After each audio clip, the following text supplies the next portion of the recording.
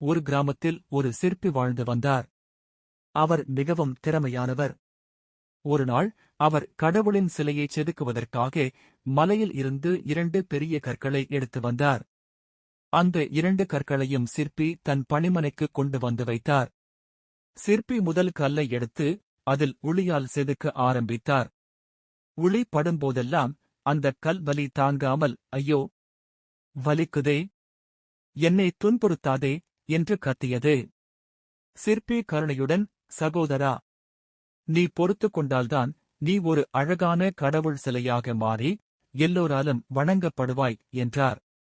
ஆனால் அந்தக் கல் கேட்கவில்லை. வேண்டாம், இந்த வலியை நான் தாங்க மாட்டேன் என்று மறுத்தது. சிற்பி வேறு வழியில்லாமல் அந்தக் கல்லை அப்படியே விட்டுவிட்டு 2வது கல்லை எடுத்தார். 2வது கல்லில் உளியால் செதுக்க ஆரம்பித்தார். அந்தக் கல்லும் வலியை உணர்ந்தது. ஆனால் அது பொறுமையாக இருந்தது.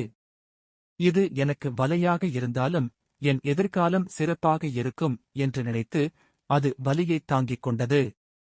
சிற்பி பல நாட்கள் உழைத்து அந்தக் கல்லை ஒரு அழகான கடவுள் சிலையாக மாற்றினார்.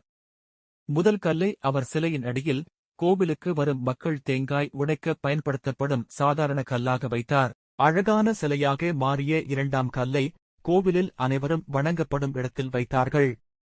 மக்கள் எல்லோரும் அந்த சிலைக்கு பூ வைத்து தேங்காய், பழம் படைத்து வழிபட்டார்கள்.